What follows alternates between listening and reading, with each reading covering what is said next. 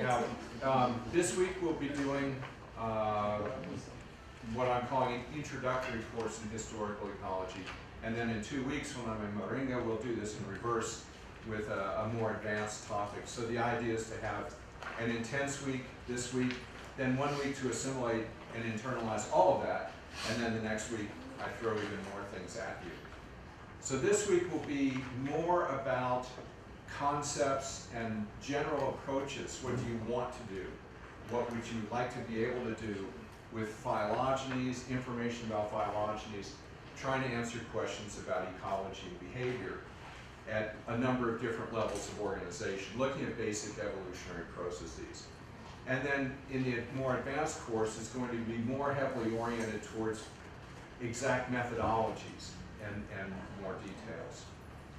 So I hope, unfortunately, I'm sorry that the people in Moringa did not see my presentation from last week, but hopefully you've been able to review the video online. And that makes a connection with this particular statement, which is yet another quotation, another piece of text from Origin of Species. This is near the end of the book, when Darwin was beginning to try to pull everything together, this enormous amount of information from many levels of biological organization, and his immense experience as a naturalist.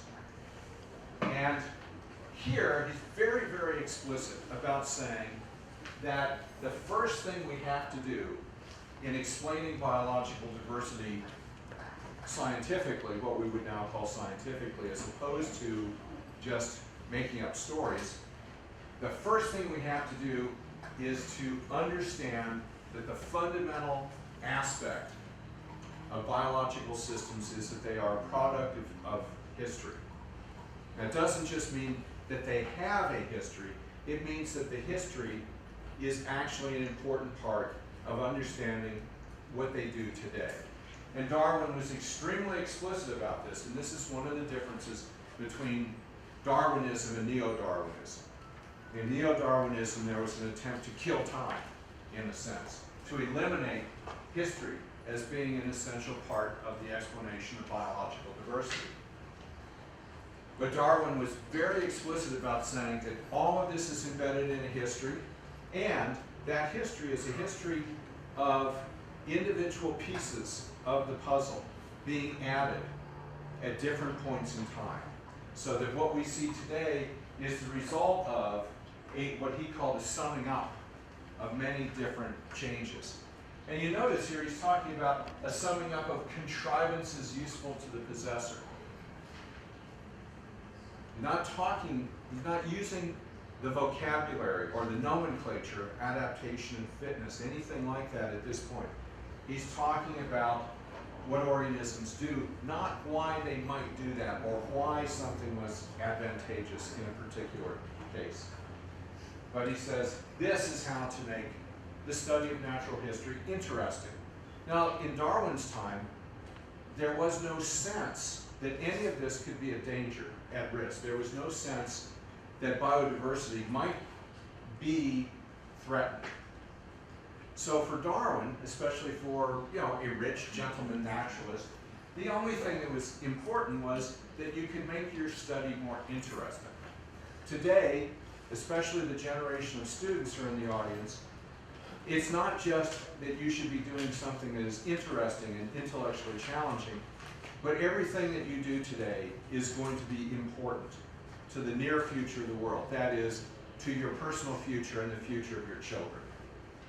Because within your lifetimes, you're going to see drastic, major changes in this planet and in the biosphere.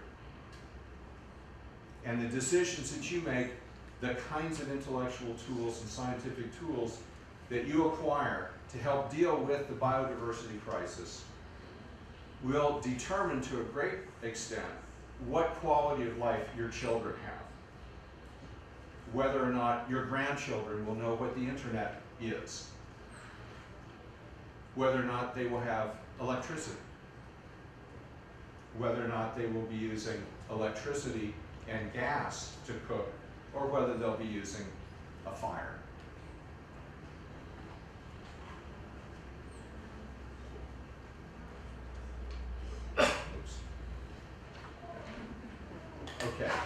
Now, for historical ecology, the most important element, the beginning point, or the foundation, is having an understanding of actual evolutionary relationships. And within historical ecology, evolutionary relationships means something very specific. It means fundamentally common history, elements of common history that have to do with organisms within a species or representatives of different species, traits that are common to the members of one species, traits that are shared between species. And human beings are classifying organisms. It's one of the ways that we were able to survive 1 million years ago, 2 million years ago, when we were surrounded by organisms that were faster and stronger and had more natural weapons. And all we had were our big brains and a really nasty attitude. You can imagine, a species that would pick up a stone and say, look at this stone. I can use this stone to break open nuts and share them with everybody. As opposed to our particular history was, look at this stone. I can kill somebody with this. And, all of evolution is trade-offs. It costs and benefits. And we went one way. Now, Aristotle, for example, grouped organisms according to whether they had blood or not. He had other aspects of his classification scheme. Aristotle, for example, classified women with birds. And he thought women were degenerate birds. Okay, it's a hypothesis, not a very good one. Nor was the classification of organisms based on whether they did or did not have blood a particularly good scheme. But it had a logic to it. So one of the things we have to recognize is that there are many ways to classify the world, all of which have a specific logic. So within biology, there are many things that we call special classifications or special reference systems, as opposed to what we're going to talk about in this course, which is using a general reference system as the point of contact, the point of communication among all biologists. Now there's something we call evolutionary taxonomy, which was basically an invention of the early and mid-20th century. It was called evolutionary taxonomy to make people believe that this was really a modern approach to systematics. But it was a simplified, because it was a product of neo-Darwinism, it was a simplification of Darwin's views. And basically it just said, it doesn't matter where anything came from, the history really isn't important. What's important is how similar things are. Because the expectation was that the more similar things were, in terms of the way they looked and the way they behaved and what their ecology was, the more similar would be the selective pressures that produced that. And so, if we're just looking for an explanation based on a correlation between traits and the current environment, evolutionary taxonomy makes perfect sense. So here we have a situation in which we have a tiger and a lion and food. Okay, now, there are actually 3 different ways we could classify these things. And most people would put the lion and tiger together with a cabrito off on its own. Most people would. Now, what happens if we make it a little more complicated? Now all 3 of these things are cats. The question we want to ask is, which 2 of those are more closely related to each other than either of those is to the third? Now that turns out not to be as simple a question as you might think. Amazingly enough, this turns out solving that problem took more than 100 years after the Darwinian Revolution. And systematic biology did not join the Darwinian Revolution until the mid-1960s. Because it was not until the mid-1960s that a general method for looking at the Darwinian concept of similarity being phylogenetic relationships was actually produced. Systematic biology simply continued what it was doing for more than a century.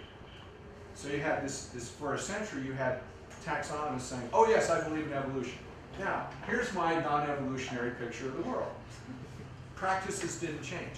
It's similar to people today saying, oh yes, I believe in a biodiversity crisis. And then when you say, how has your research changed with respect to understanding there's a biodiversity crisis? Oh, it hasn't changed. I still do the same things. It's just that now I say biodiversity. And the reason for that is because there are grant programs that say I can get money if I put biodiversity in the title of my proposal. But I'm not actually going to do anything different. If you don't do anything different, you cannot see the world in a different way. And if you have a complete, accurate understanding of the world, you don't have to change. But if you think that our understanding of the world is imperfect, then you always have to be ready to try to change what you're doing. Or as they say in tennis, never change a winning game and always change a losing game. And the function of science is to understand what we don't know, not to understand what we do know. So here's the 1960s, the 1970s, the 1980s. Taxonomists having a really good time yelling at each other and arguing about things, and having a really good time never resolving any of their differences because they didn't have a common reference system. They didn't have a common methodology. They had no common vocabulary. It was just what sometimes is called the trust me, I know what I'm doing approach. And here's one of the people who was most influential in convincing the scientific community that taxonomy and systematics was not science. That's Ernst Mayr. Ernst Mayr was one of the greatest authoritarians in the history of evolutionary biology. He was absolutely opposed to any common methodology, common terminology, because he understood that if we had a common methodology, people would begin to look more seriously at what he was saying, and maybe people like youngsters would begin to question some of his ideas. And the last thing Mayr wanted was anybody questioning his ideas.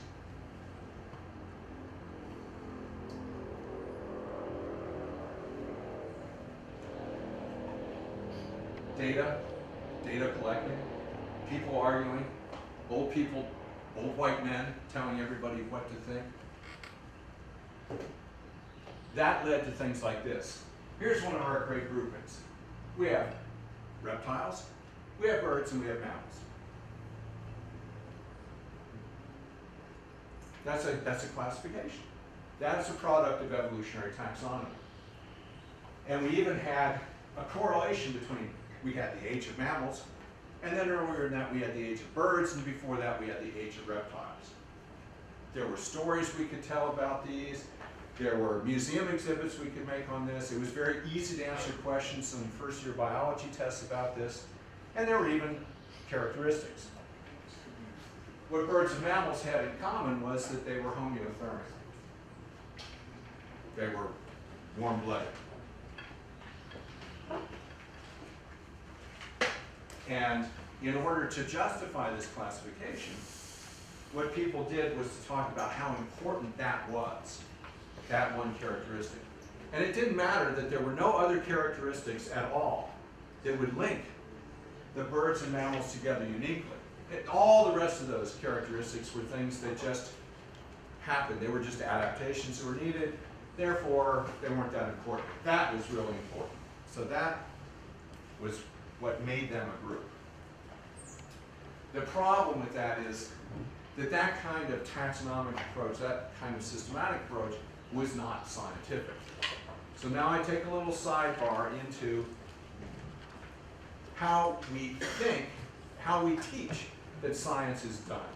This is how we're supposed to do it as opposed to how we really do it, which is, whoa, look at that, that's very cool. But you can't put that in a paper. Materials and methods. Wow. Okay, it doesn't work. But that's what we really do. Trial and error. So basically what we do is you have some training in the classroom. You have some ideas. You walk out into the field and you see something. And you relate that to what you learned in a class. And instantly you have formed a hypothesis. Human beings make hypotheses about the world all the time. If you're driving along and somebody cuts in front of you, you instantly form a hypothesis about the character of the person who was driving that other car. Even if it later turns out that it was your mother. Okay. Now, we test, if we're doing science, we test that hypothesis with more data. So that means you have to recognize that you will instantly make a hypothesis about anything you see, but you also have to understand that no matter how much you like that hypothesis, it might not be wrong, might not be correct. And in fact, it probably is wrong in at least some regards. So you have to check it with more data. And if the new data don't support your original hypothesis, then if you're a scientist, you change the hypothesis. If you're not a scientist, you throw out the data that don't agree with your original hypothesis. In other words, if you don't refute or reject your idea based on what you observe in the real world, you're not a scientist. Now, it doesn't mean you're wrong, it just means you're not a scientist. And this is the reason that there are some questions that science cannot answer. These are questions like, is there a God? You know, science can neither refute the existence of God nor corroborate the existence of God. This is a question that is outside of the boundaries of science. There are no material data we can collect that will either say either yes or no to God. So whether you believe in God or don't believe in God, you know, those who believe in God, those who don't believe in God, one side is correct. But that's not a scientific question. It's not a scientific issue, because you could never come to a material basis for saying, my idea was wrong. And once you find that your old idea was wrong based on the new data, you have to reformulate your ideas. Now you have a new hypothesis, which you then test with even more data, and on and on and on.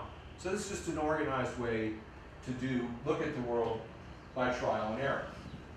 So you go through this, throw out the bad idea, formulate another idea, redo, redo, redo.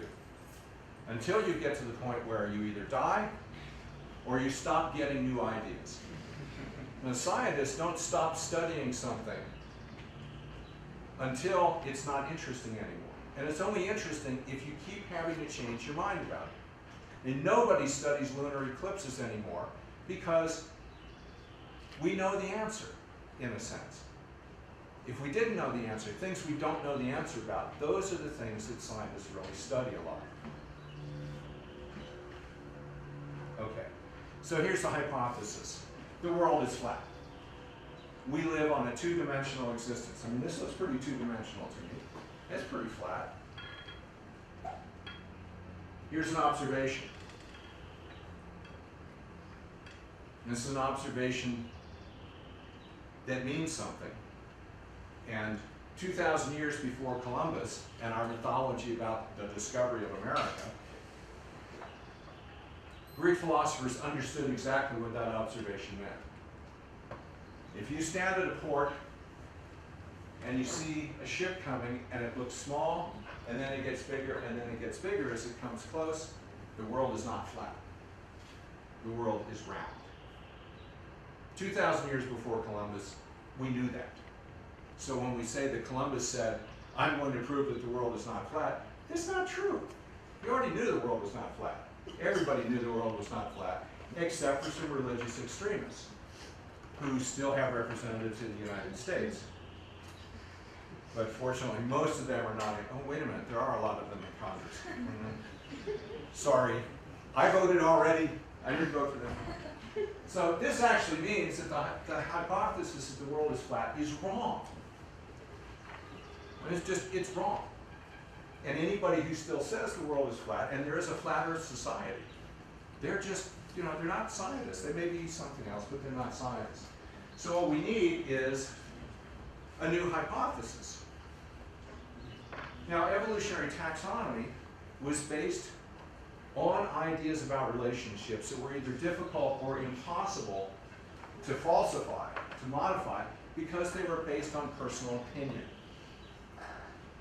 And when I was a graduate student, I would say something, and somebody who was my age at the time, who was a big authority figure, would say, "Young man, I have been studying this group for 30 years.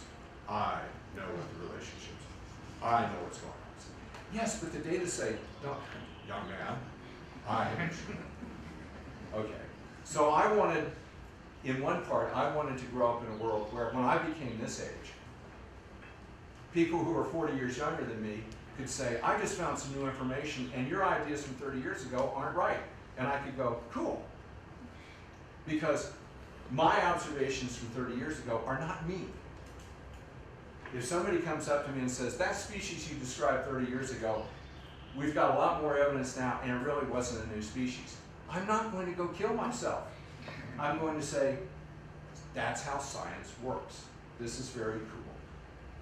Because I am not my species description. I am not my methods. I am not what I do as a scientist. I am something else. Now, following, there was in the 1950s and 1960s, there was a lot of dissatisfaction with this highly subjective element to systematics. And there was an attempt to be totally objective, in a sense totally mechanical, about taxonomy. This is something called numerical taxonomy, or phonetics. One of the problems with phonetics was that it was actually an attempt to codify evolutionary taxonomy. So it was an attempt to just provide a more mechanical assessment of overall similarity, general similarity. So as a consequence, we ended up, strangely enough, even though in numerical taxonomy there's a whole lot of mathematics, or very trendy stuff, this new thing called computerization. When I was an undergraduate student, the computer at the University of Nebraska took up a space about the size of this room. And it had one gigantic, enormous megabyte of memory. Last week, I bought a 1 terabyte external hard drive for $100. Things have changed. Now, this was a step forward, no doubt about it. But there were some problems with this approach to doing things, because similarity means a lot of different things, especially in a biological context. If evolution has occurred, not all similarities mean the same thing. That was the insight into phylogenetic systematics, into the sort of the third iteration of methods of taxonomy. What phonetics did was allow researchers to add their own subjectivity into this very objective method by saying, "Well, I think this is more important, so I'm going to make it way more. I'm going to make it more important." Okay, now today we have an analogous sort of thing where we say, well, transitions are more common than transversions. So we haven't completely gotten away from this. Or sequences were aligned using the program blah, blah, blah, and adjusted by hand. Because, of course, we have no exact sequence alignment program yet. Every paper that's published using sequence data to generate a phylogeny has some little bit of you in it, some individual bit of you in it, no matter how much it looks like you're being very mechanical about the process. And this is the problem. If the individual can affect the weight of a character or the a priori probability of a process, then you have limited the ability of your method of analysis to falsify your preconceived notions. Okay. Now, phylogenetic systematics, and this is Billy Hennig as a young guy in East Germany. Here's Billy Hennig as an older guy in East Germany. This is supposed to, I think, is supposed to be him looking out into the future, some artsy shot. But I think it was mostly somebody calling him for lunch. He was an entomologist, German entomologist. And he began to codify what we would today call best practices in systematics. And he came up with a methodology, actually published this methodology in 1950 in German, but it wasn't until an an abstracted version of his method was published in English in the mid-1960s, that was when the rest of the world began to pay attention and started to think. So it really wasn't until the late 1960s that this became well recognized. Of course, there were people like Ernst Mayr, for example, who knew about Henig's work 20 years before English-speaking science knew about it. And Ernst Mayr was smart enough to realize that this approach was a great sociological threat to his authority. And so he just never talked about it in his English papers. And when English-speaking people and then later Spanish and Portuguese-speaking people began to understand about this, he opposed it very, very strongly. He opposed it until the day he died. He was 100 years old when he died.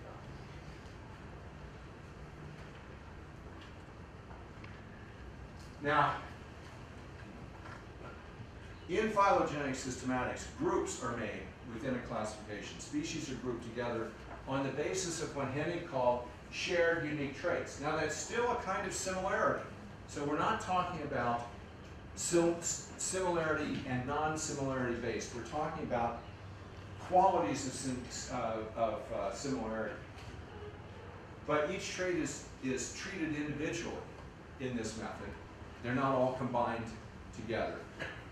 They're treated individually. They're not compressed into an overall index.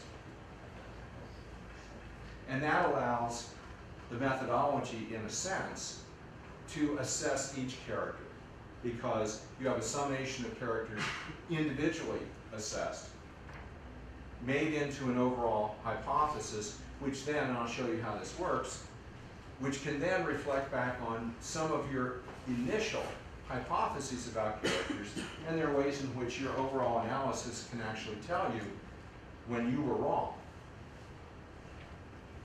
This is a book by David Hall, Science is a Process, which is fascinating reading. The first half of this book is basically a gossip discussion about what we call the Clado Wars, or the cladistics wars, the 1970s and 1980s, when it was really, really unpleasant for those of us who were young scientists, and were afraid that we were going to lose our jobs because we were doing phylogenetic analysis. Now, for those in the audience, the younger ones in the audience, you're going, how could that possibly be? Doesn't everybody do this? Doesn't everybody believe in this now?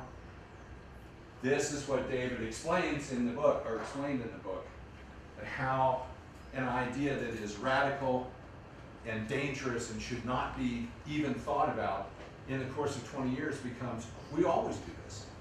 We've always loved this. Okay, so let's talk about what we actually mean by similarity. Okay, so two characteristics can look similar, can be similar in biology for one of two reasons. They either originated independently but look similar, or they had a common origin. That is, they are descended from the same ancestor. So here we have a situation where we have three kinds of wings. Now they have some similarity, and they function in similar ways. They function in flying. There's an insect wing and a bird wing and a bat wing. Now it turns out that, interestingly enough, the bird wing and the bat wing actually look more similar to each other than either one does to the insect wing. Nonetheless, other evidence leads us to believe that flying arthropods, flying archosaurs, and flying mammals originated independently. So this is similarity due to independent origin. What used to be called analogy, and is now called homoplasy. If you want to find the first use of homoplasy in this precise context, Darwin used it in the 6th edition of Origin of Species. And there's a section there about taxonomy where he's talking about analogy, and he says, in 1872, he said, I think what I'm talking about is this term that Ray Lancaster has just published called homoplasy. So, 1872, Darwin says, okay, we have to stop using analogy, we have to use homoplasy. It took another 120 years before biology actually adopted what Darwin suggested in general. Sorry.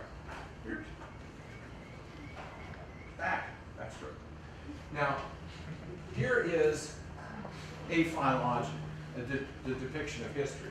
And with insects over here and bats and birds over here. So that's just another way of saying, if things look similar but they had independent origins, what you expect is that those similarities originate at different points in history.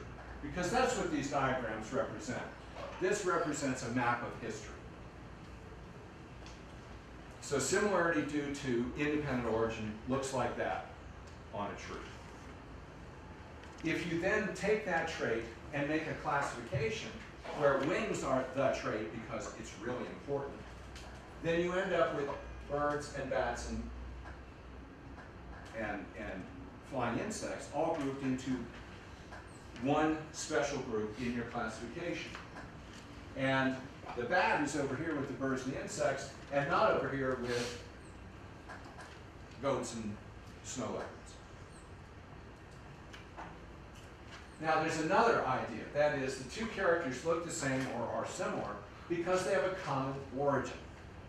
And that term, homology, is actually even older than homoplacy. But interestingly enough, homology simply means having the same logic. Before Darwin, the same logic was just they were formed by the creator to look similar. That's a logic. After Darwin, the same logic was the logic of common ancestry, the logic of a common point of origin in time and shared similarity. The two different organisms might have skeletons that look similar because their ancestor had a skeleton that looked like that. And that's called homology.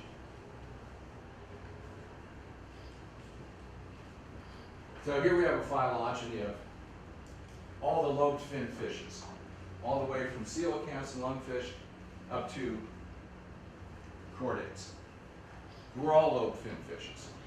That's part of the point of view that phylogenetics based on common ancestry leads you to. On the island of Dr. Moreau, those genetic experiments are saying, are we not men? Evolutionarily, what we should be saying is, are we not fish? Because we are fish. We just happen to be fish that live on land all the time, except when we swim, and not very well. So, and even though we live on land, we are terrestrial organisms, we have not left our marine origin behind. We have not lost our marine origin. Every physiologist understands that inside our bodies, we're still in the ocean. That's why you have to regulate salt and water, because our marine ancestry is still with us. That's deep evolution. Just like our ancestry as stemming from the first protists that acquired symbiotic microbes to become eukaryotes, still with us. There are parts of us that are 1 billion years old. There are parts of us that are 500 million years old. And then there are parts of us that are much more recent. Like that. Don't do much of that in the ocean. So there are two general types of similarity, homology and homoplacy. But even within homology, there are different kinds of homology.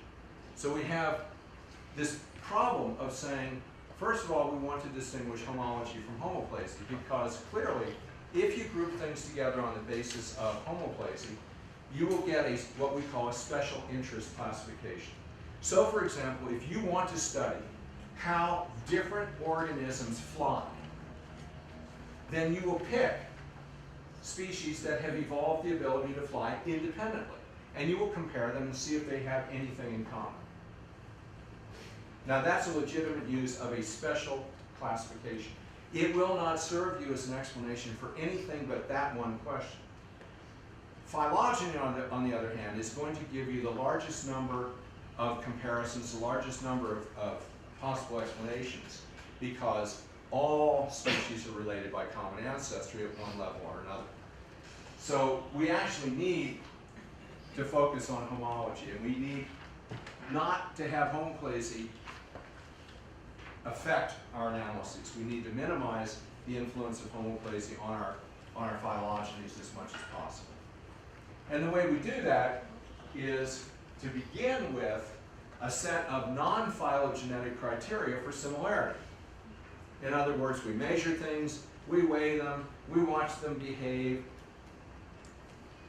we digitize them, and we come up with an assessment of things, the degree of similarity. Things look the same. Okay, and that's all non-evolutionary, non-phylogenetic. There are a bunch of criteria that another German named Ramana put together. It's blah, blah, blah, blah. Lots of things, very operational. You can weigh, you can measure, you can do all this stuff. So basically, what you say is, if it looks the same, it has a common ancestor. It looks the same because it's descended from a common ancestor. Now, Willy Hennig called this the auxiliary principle, which is always assume that similarity means common ancestry unless other information tells you differently. But you begin with the assumption that similarity equals common ancestry. Or Ed Wiley in the 1980s, Ed Wiley sort of modernized that approach and said, if it walks like a duck and it quacks, it's a duck. That basically is what this all came up with. So we do a lot of very sophisticated measurements that say, yeah, those things all look alike. So we're going to assume that they have a common ancestry. We're going to assume homology. We're not going to assume independent origin. Now the question is, here are cats, dogs, alligators, parrots, something we don't know about. They all look very much the same. Okay, so we say they all have a common ancestry. But we also want to know more. We want to know where the common ancestor of all this came from. And that means that at some point we're going to find something that doesn't look very much like this, but will still have some similarity that will show us a connection. So here we find all these nice terrestrial vertebrates look very similar. Here we have a lobe-finned fish. Now, a lobe-finned fish has a very funny-looking skeleton relative to the rest of these things, but there are some elements that seem, in terms of what they do, where they're positioned in the skeleton, they seem that they might actually have something to do with these. And that's what we want to do. We want to say, what's the connection there? Where do they come from? So, you make a hypothesis. Characters that look the same are homologous. So if you make that hypothesis in this particular case, you end up with something here, something here that look very similar, and then over here, there's nothing like that. Jellyfish don't have anything like that. So you end up making this kind of classification, that the Simpsons and this little kitten screaming for its mama are more closely related to each other than either one is to a jellyfish, not because they look similar in some way, but because they have a characteristic in common that isn't found in this other. And we assume that similarity equals homology. So we assume that that character is telling us something about real relationships. Now, this is not an explanation. At this point, this is just a picture of your hypothesis about one characteristic. You haven't even begun to test that one hypothesis yet, much less produce what we would call a robust phylogenetic hypothesis. How do we test this? That's the real critical issue. The critical difference between phylogenetic systematics and any other method is, as soon as you think you have the answer, you immediately say, how do I find out if this is wrong? So now we go back to this famous taxonomic grouping. Birds and reptiles are classified together to the, birds and mammals are classified together to the exclusion of reptiles. And there's only one characteristic that holds these things together. And we're not even certain about that because in the reptiles, if you take what we think we now know about some of the extinct reptiles, the extinct archosaurs, It may be that homeothermy actually is a very old trait, but this was a traditional classification. Reptiles are a group. So how would you test that? Well, you go out and you find a whole lot more characteristics. And when you look at a lot of characteristics, you find out that there's an enormous number of characteristics that actually say that birds and crocodiles are more closely related to each other than birds are related to mammals. So now you have a situation in which 12,000 characteristics link birds and crocodilians. One character links mammals and birds. Which one are you going to believe? Which one are you going to accept as your working hypothesis? Well, in science, you go with the preponderance of the evidence. If you do not have an unambiguous answer, you have to go with the answer that is supported by the largest subset of your observations. So in this particular case, a phylogeneticist would say, no, I'm sorry, there is no such thing as reptiles unless you include birds.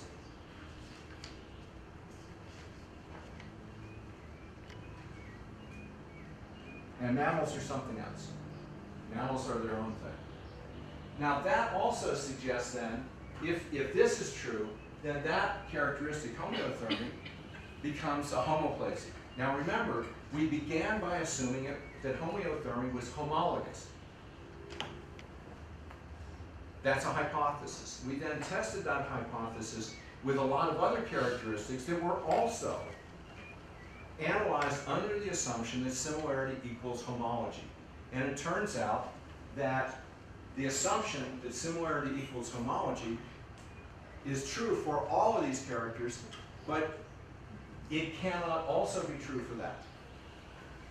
So then our explanation is that there is this special case. One of these things is not like the others. Homeothermy is not like all of these other characteristics. Homeothermy is something that has evolved more than once independently. And knowing that that's true, or knowing that the evidence suggests that there are independent origins of homeothermy, actually allows us to ask new and different, interesting questions in research. So we have falsified the hypothesis of homology for homeothermy. That's what makes phylogenetic systematics powerful and useful. Now, unfortunately, that's not the end of the story, because homology itself actually comes in 3 flavors. There's not just one kind of homology. Now the differences, the different kinds of homology have to do with age of origin. So for example, this little kitten has a humerus. So does the bird, so does the crocodilian. Now they all have a humerus. And if that's a homologous trait, then that's a trait that evolved a long time ago in the common ancestor of all of these things.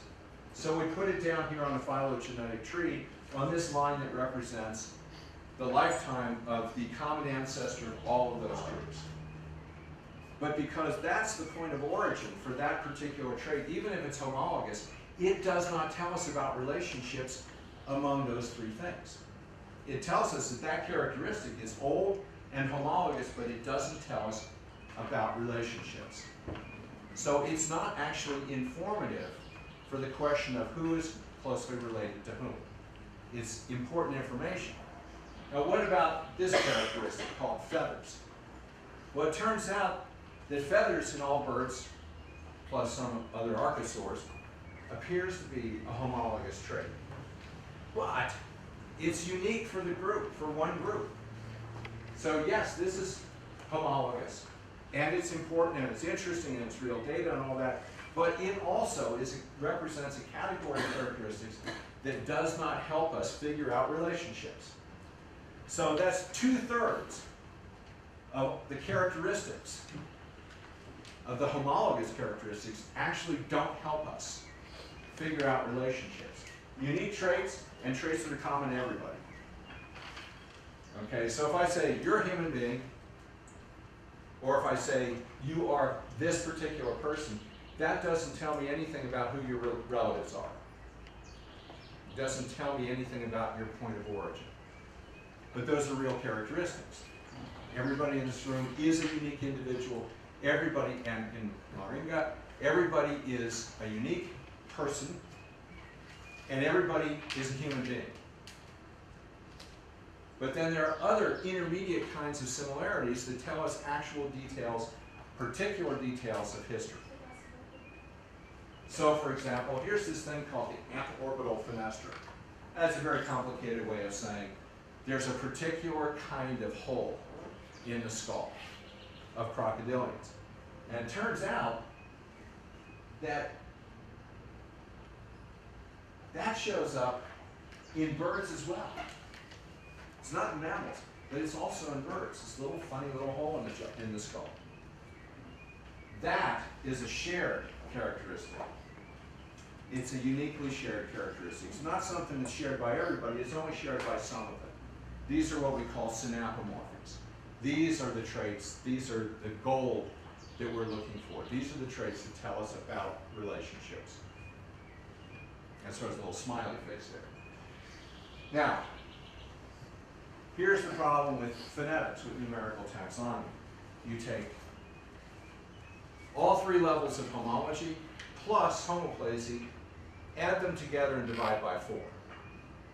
And that gives you your index of relationships. You cannot do anything with the results. You either accept them or you don't. You print them out, you put them on the bulletin board, and that's the last that you can ever use them, because you don't have any way to figure out what the useful information is and what the misleading information is. You can't tease apart all the observations and then use them to do actual research, because you cannot distinguish the significance of different kinds of similarity. And that's why phylogenetics is powerful. Phylogenetics is not powerful because it gives you the truth. Phylogenetics is powerful because it does not give you the truth.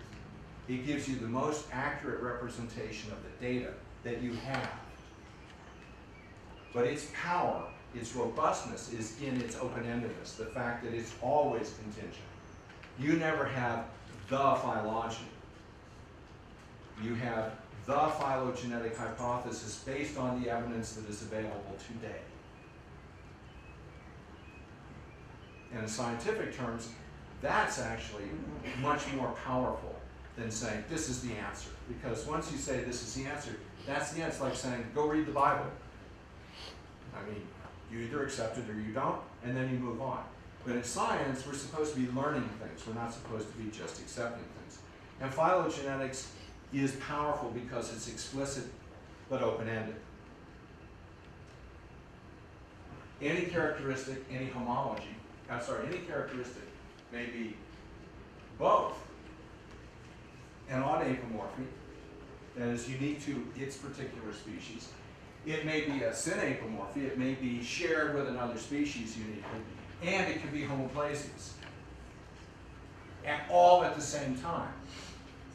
And it all depends on where you look in a phylogenetic tree, what your perspective is. So for example, you could say that having feathers in a bird is an odd apomorphy for the first species in which feathers evolved. But feathers is a synapomorphy for all birds.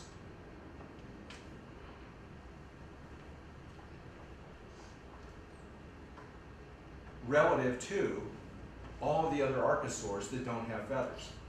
But if you're just looking at birds, feathers are a plesiomorphy. If you're thinking about wings, wings can be an odd apomorphy of the common ancestor of winged insects, if they arose only once. It could be a synapomorphy of the first 2 species of birds that ever evolved. It can be a plesiomorphy for all birds. So homologies are contingent. Okay, even if you have something that you say, this is a synapomorphy, it is a synapomorphy with respect to the piece of phylogeny, the piece of history of life that you're looking at. So again, phylogenetics is important because it's very explicit about that. And you have to be very explicit about how you use the language and what kind of thing you're doing. So here you have something 40 million years ago. Okay? You have 3 species, and they're related like this. And here's this special trait in species C. 40 million years ago, that trait is an odd apomorphic in that species. Red is an odd apomorphy for species C.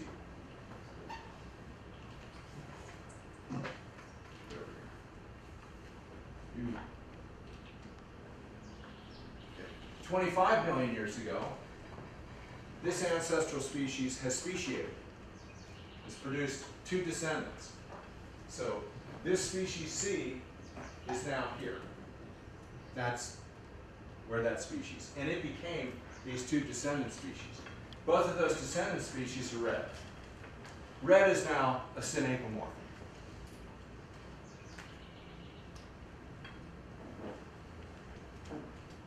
For this group called D plus E. That's a unique group. Now today, we have a lot more speciation events within this group, and they're all red. So now we have a group that we would call D plus J, a genus, let's say, of species, and they're all red. Now suddenly red doesn't help us figure out who's related to whom within that group, because red is now plesiomorphic for that whole group. It's still homologous.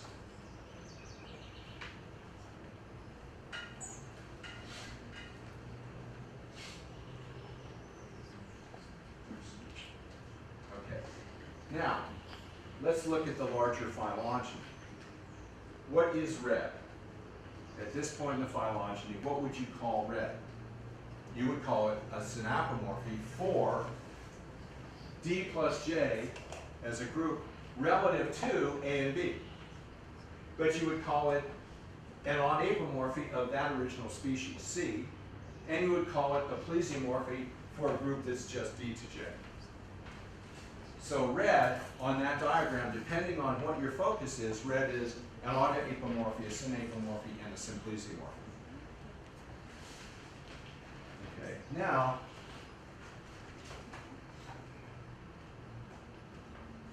let's look at the structure of these trees. All the trees I've shown you so far have these nice, what we call bifurcating patterns. Boom, boom, boom. Everything is like yes, no, yes, no, yes, no. Everything's dichotomous. Phylogenetic trees aren't always like that. And the interesting thing about phylogenetic systematics is that it does not make your tree look like this unless the evidence supports it. So if the evidence that you have only supports something like this, then that's what phylogenetic systematics gives you. And this is called a polytomy. Okay? This 2-part branching is called a dichotomy. This is called a polytomy. Okay? Now it turns out that sometimes a polytomy means we don't have enough data. Sometimes a polytomy means something interesting happened at that point in time. If we don't have enough information, this is called a soft polytomy. It means, well, we don't know what's going on there because we don't have enough data. We haven't looked very hard. So maybe this means something, maybe it doesn't. It's like a big yellow caution sign. Be careful. But in other cases, we have what's called a hard polytomy, and that is that this actually means something real. What it means is that there was a burst of speciation. Instead of species formed, this is boom, all of a sudden a lot of different species were formed from the same ancestor. And those are two very different kinds of evolution. So we want to be able to distinguish between hard and soft polytomies. The only way we can do that is by looking at a lot of data. And even then, you're never completely certain. So you always have to be a little cautious about this, but there are cases in which you would think that that's real and not just an artifact of a method. Okay, so now this is a very quick trip through the logic of phylogenetic systematics. You have to understand that in order to understand the logic of historical ecology, because historical ecology is all about how do we use these phylogenetic trees in research about ecology and behavior and evolutionary processes that operate at the level higher than an individual species. So evolutionary phenomena that involve groups of species. Now, how do we use them? That's what the rest of the week is going to be about. Studying what species are, where they come from, how communities evolve, what constitutes an adaptation, how do we preserve biodiversity, what about extinction, what about evolutionary radiations, diversifications. That's what we're going to be talking about. Now, what I'm going to suggest is that we take a 5 to 10 minute break. Everybody who needs coffee, everybody who needs to go to the bathroom. This is not some sort of torture chamber where you have to sit here for 8 hours and we don't let you go to the bathroom or have coffee. So let's come back in 10 minutes. By that time I will have figured out how to switch to the next PowerPoint presentation, so it will look like I really know what I'm doing, and we will continue. Thank you.